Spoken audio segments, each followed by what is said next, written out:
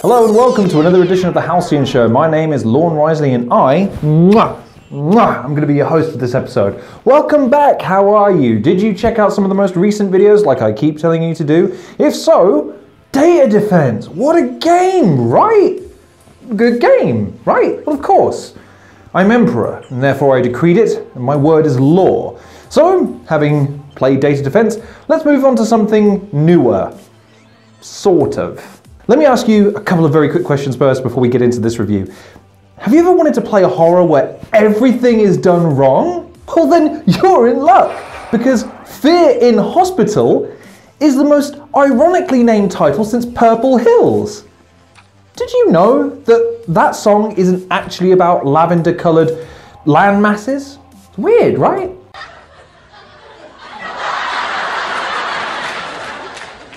Oh my God! But to cut a very long story short, and to save most of you the trouble of having to watch most of this review, this game has about all the horror, tense, suspense-filled, dread, gut-wrenching moments as a bag of Skittles.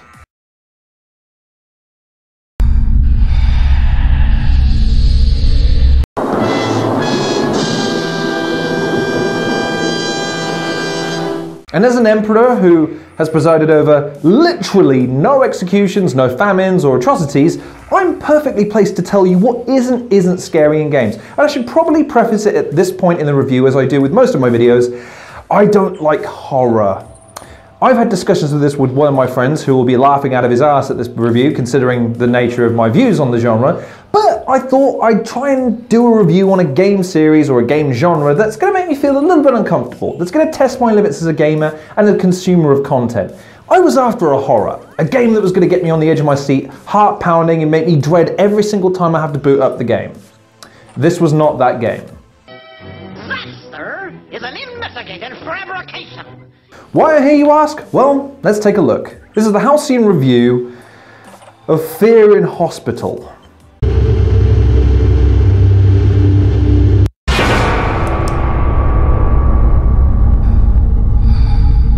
Camera like, and I'm gonna run, and everyone's gonna mock me.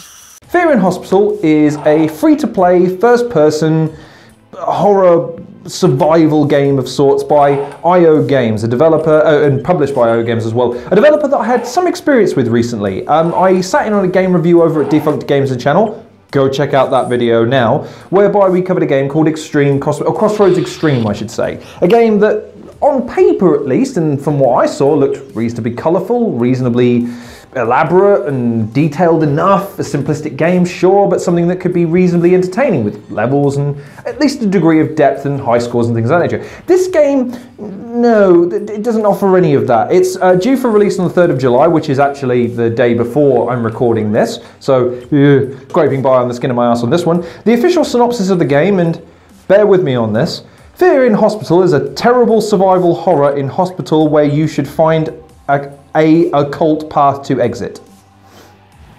No, you heard me correctly. You don't need to fact check me on how that was pronounced. That's verbatim how it's read. It goes on to say, search an old abandoned mental hospital and collect any scraps. Be careful and try to survive in this horror place. Experience fear in deep, horrifying atmosphere.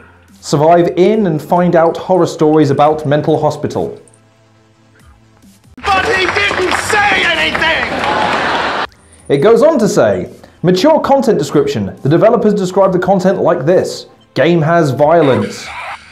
Our characters can bleed, be damaged, or ripped to pieces.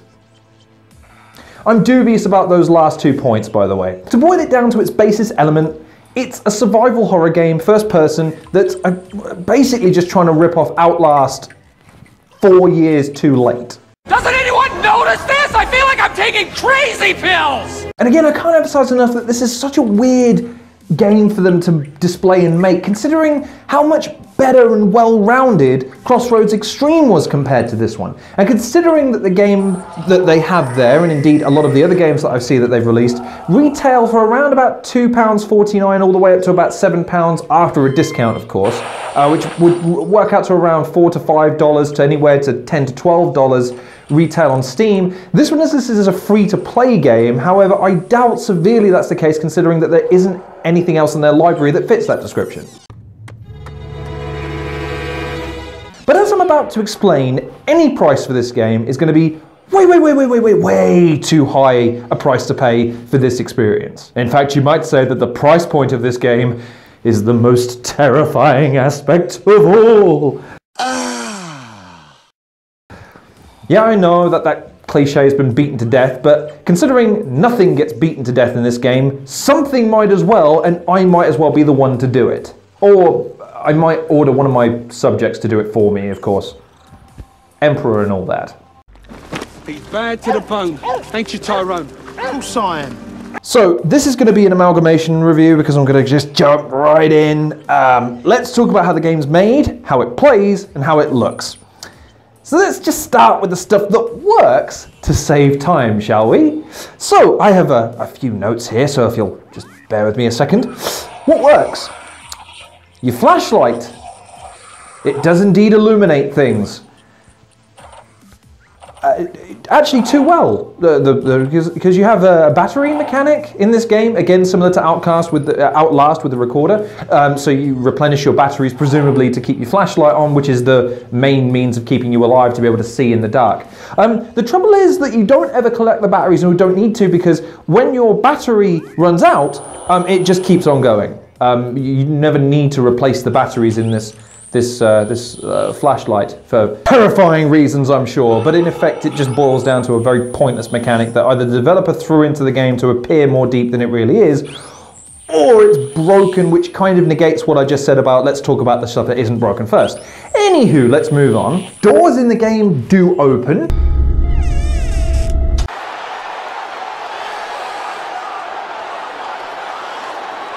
And when you reach out to grab a key, you reach out and grab a key. That works.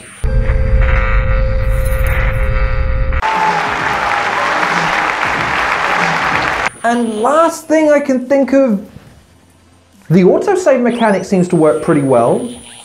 I didn't have any problems with that. Touching on the menu for just a second, it just has this really weird, unfinished quality to it. The best way I can describe it is that when you open the menu once you're in game, you have the option to remap buttons, which sounds great, right? The problem is you only have the option to remap 2 of them, and you have 4 to control directions. You use the mouse to obviously point and look places. Why can't I map all 4? Well, that seems really weird to me. If you're saying that those 2 map everything to the other 2 buttons, why not tell me that, or better still, allow me the option of telling you what buttons I want to press? And finally, just to touch on the game's basic aesthetics rather than we get into the gameplay, that title screen, man. Basic font over a scary house. Yeah, because that doesn't look terrible. And of course, it's definitely original. Oh, hello, Resident Evil 7. What are you doing here? Irony? Oh, well thank you, but see yourself out. Now let's get to the list of stuff that's definitely broken. And I'm going to leave my list for this, so let's just rattle through these as quickly as we can, shall we? Enemies do nothing but run off into walls. Yeah, they do that a lot. The enemies, for whatever reason in this game, be it ghouls, ghosts, inmates, or scary pictures on the screen, are all broken, all of them. The best example I can give is that within the first few seconds of the game, you open up and you go into one of the main corridors. You start exploring, which you realize very quickly amounts to absolutely nothing because all you're looking for is a goddamn key for a goddamn door. You wander through, one person, and then suddenly in the corridor ahead of you, someone walks from one side to the other, and you think instantly, interaction. This is probably going to be something scary. I'm going to wander in there and they're going to be doing something. It's going to creep me out. It's like Bioshock all over again. No, but there's no one in there. So you think to yourself, maybe they're doing the scary hidey thing where he's going to pop out at me when I turn back around, or maybe even around the door. No, none of that happens. I'm more inclined to believe that what happens is what I see happen a lot in this game, which is that person ran from one side of the corridor to the other and then went straight kitty pried through the wall and just kept on going. He might still be walking, he or she, difficult to tell by the way, they might still be walking to this moment. It's difficult to say. The thing things floating around and moving of their own volition, no form or fashion in relation to how the game, I suspect, is supposed to be designed, is not limited to just people. You have gurneys, chairs, and other pieces of furniture that fly out at you or start floating around in midair or just spontaneously start moving around for no reason, then you just walk near to them because, again, terrifying, I imagine. A few moments later.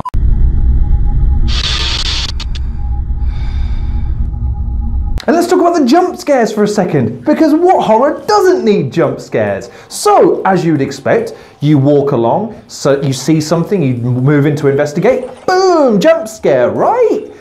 Wrong! Wrong, wrong, wrong. I'm not a massive fan of the horror genre, but I know that one way that you piss people off is by using excessive jump scares. They don't work, they've never worked, they don't induce horror or tension, they just piss people off. At least they do me. In this game, you have jump scares, because again, of course you do. However, unique little niche is that you can continuously trigger the jump scare. Once you hit an area, usually an occult symbol that's located on the floor, again, normally, with someone running around it constantly that phases through you whenever you go near them, because of course that's threatening, you walk in and jump scare. And it's a picture of a woman with the big... or it's a picture of a little girl that's all messed up with white eyes and stuff, because again, spooky.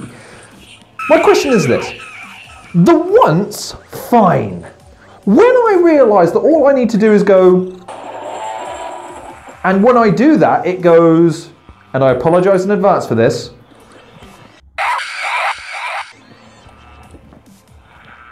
and then back again, and then I go,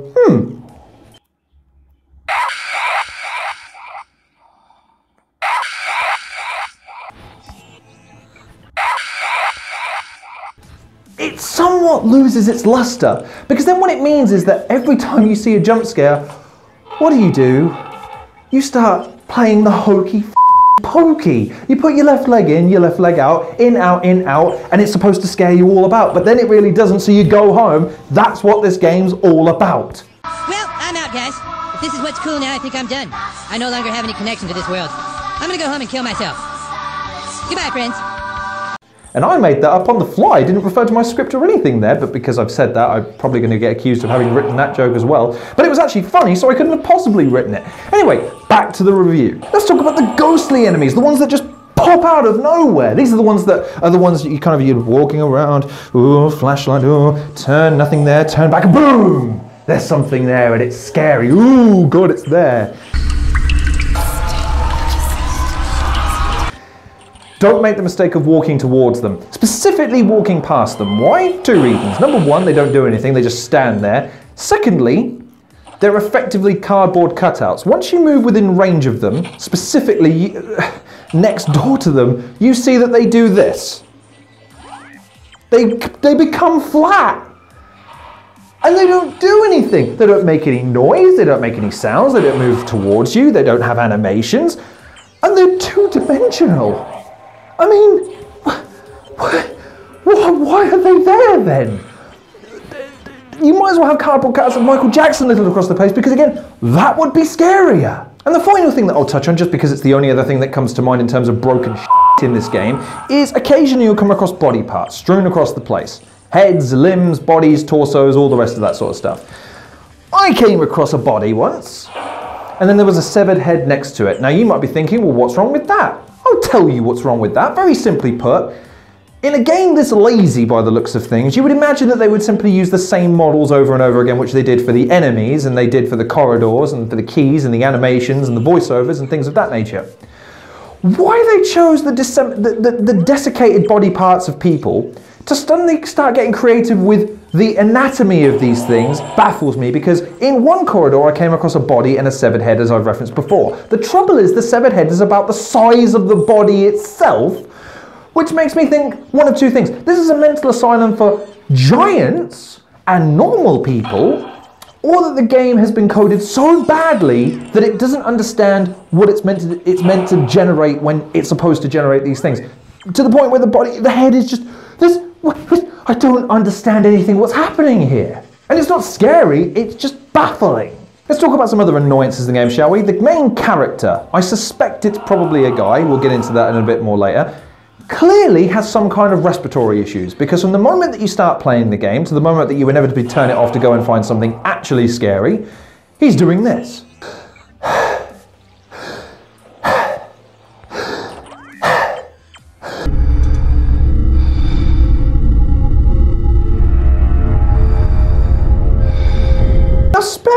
For that person's heart for a second, because there's no way that you can continue to breathe in that manner without inducing a cardiac arrest in yourself. And also, I have no idea why there are random posters strewn across this supposed mental hospital of just people. They're just people. 12 seconds later.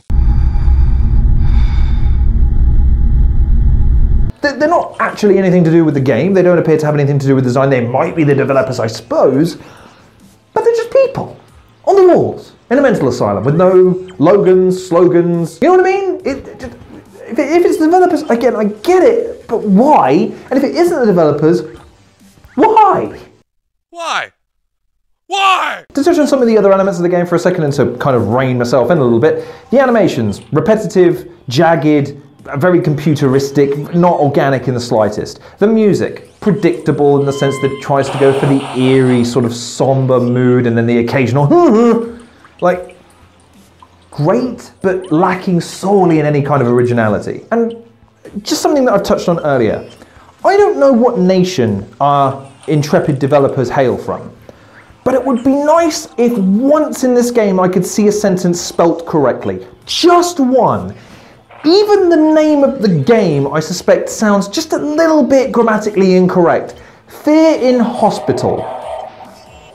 It feels like there should be another adjective in there somewhere, or at least a noun, just to, you know? And I guess finally the thing I want to touch about in terms of the design of this game is that it doesn't have anything that's scary necessarily. Yes, there's blood on the walls. Yes, the patients are covered in, you know, those weird dress gown things, and they're covered in blood and they're pale eyes and, you know, no expressions and stuff. You've got the occult stuff on the floor that, again, I told you, some of them run around for no discernible reason. In the first corridor you wandered down and there's a skeleton in the bath.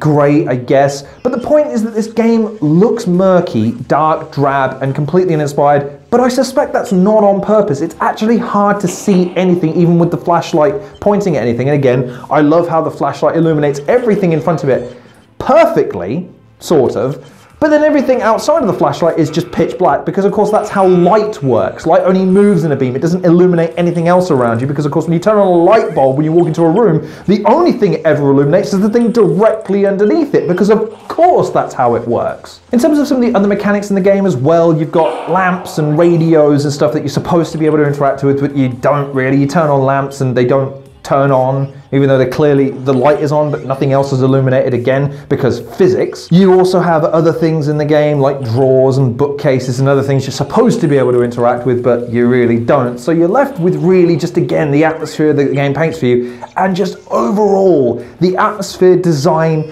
feel of this game is so monumentally poor. Not scary, poor. Let's deviate back into some semblance of a decent review. So let's talk about the story and characterizations for a second. So you, as I mentioned before, you're either a bloke or a lady. I imagine a bloke based on the cadence of his breathing. It appears to be set in the 1950s. Again, I draw that from the fact that the posters on the wall seem to have a 1950s feel to them, the style of the radio, the style of the furniture, just, it tells me a little bit that it's Art Deco, and because we're in a mental hospital, they haven't called them that for a very, very long time. So again, 1950s. And basically you wake up in this mental asylum that's derelict, because of course it is. When we close mental asylums, we just leave them derelict for people to inhabit. And as referenced, you wake up in an office covered in blood looking for a key. Great. So you find the key and you unlock the door that you're locked in. You're locked inside an office with no recollection as to what's happened. Okay, kind of mysterious, I guess. But then you use that key to unlock another door. And then another. And then another one after that. And then another one after that. And then you find another key that actually doesn't unlock anything. You just find a key. And then you find another key that actually unlocks the thing that you're trying to get through. And the main goal of the game is just to escape. To get out of the asylum and make your way out. And that's pretty much it. I mean, I wrote a little bit of a synopsis here, so just bear with me. I'm going to try and delve into the developers for a second and their psyche and what may have inspired them to push this. So perhaps the game is speaking to a more archaic and nuanced version of horror, with hues of a 1950s style of psychological but minimalist. Of course not, it's crap. There's no stakes, nothing propelling you forward, nothing chastising you or prohibiting your progress, nothing that threatens you, nothing that scares you, nothing that gives you any reason to want to continue beyond, I gotta get the next key so I can get through the next door. The only exception to this is some bits of exposition that are left around the asylum, notes that appear to be either written by the developer, a narrator, or yourself, and you've just forgotten where you put them and how you wrote them. But these pieces of exposition are so boring, so bland, and again spelt incorrectly, that you spend 3 seconds reading them, and then within 2 seconds, you've forgotten the reason for it because you know inevitably all you're doing is looking for a key to get through the next goddamn door. But before we get too downbeat, let's talk about something good about the game. Let's talk about something that works and it is as intended. The exit button works. The exit button works just fine. Unfortunately, the biggest complaint I have about this game is simple. It's not fun. It's not scary. It's not threatening. It doesn't induce tension. It doesn't offer you anything. It's a first-person walking simulator through Noel Edmonds' house. It doesn't render you drenched in fear. It renders you quizzical and bemused by how anyone thought that this was going to induce any kind of terror in its gameplay. There's no learning curve. There's nothing to guide you. There's nothing to propel you. There's nothing here. In fact, the only thing that I can find that I like about the game in terms of the way it's designed or overall presented to me is the fact that it's just the 4 buttons on the mouse. If you come across a crawling hatch or a vent, because again, why wouldn't you crawl through vents in a mental asylum? It just snaps you in. You don't have to press another button and it snaps you back out again once you get close. I like that because it saves me having to worry about remembering to do it. That's nice. Nice. Let's just summarize a little bit, shall we? So, the maps look drab and pointless, because they really do. There's no variations of the gameplay, as we've mentioned a few times now, so if you're looking for something aside from pointing a flashlight at things and not collecting batteries and collecting keys, then jog on. The music repeats and is formulaic, because of course it is, it's a horror. The animations are stiff and lifeless, because again there are. The gore is straight out of 1999, Half-Life 2 had better gore. Nothing stands out as original, and everything just feels like a weak copy and paste version of something else. In fact, it feels like someone described Outlast through one of those telephones that you make out of a couple of tin cans and a bit of string, and then the person designed the entire game based only on that description and did such a poor job but got the gist of it right, I guess? It's a bit like the Human Centipede. We asked you to make a movie. Sure, you said it was going to be an action movie and you came out with this dreg, but it is a movie. I'm like, yeah, whatever. So who am I recommending this game to? What are its selling points? What am I going to tell you that's going to entice you to maybe go out and buy this game for one reason or another? Well, if you hate horror games like I do, but you want to say that you've played a horror game, this is the game for you. Because I promise you, you will play this game, you will expect horror. You'll even come to maybe even hunger for it a little bit as I did. I want to be scared now. I want to see how far this game is going to push me. But nothing will come. Nothing. Someone tapping you on the shoulder instead of inducing a scare like this, as it sometimes does with people playing horror games. It's going to be like, oh, thank God, a distraction. Please stab me so I've got something to be scared of. Boy, that escalated quickly.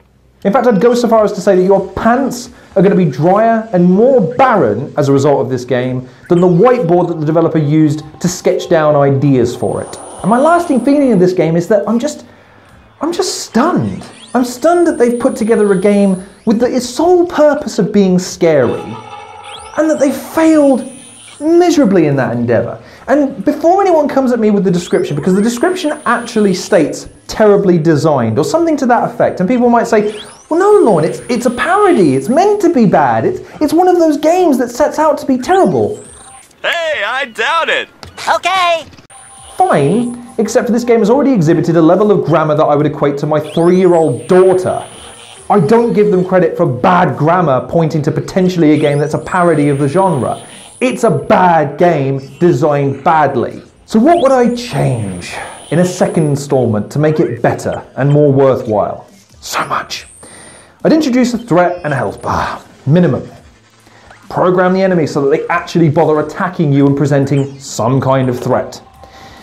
Don't base your whole game on the fact that you're copying Outlast.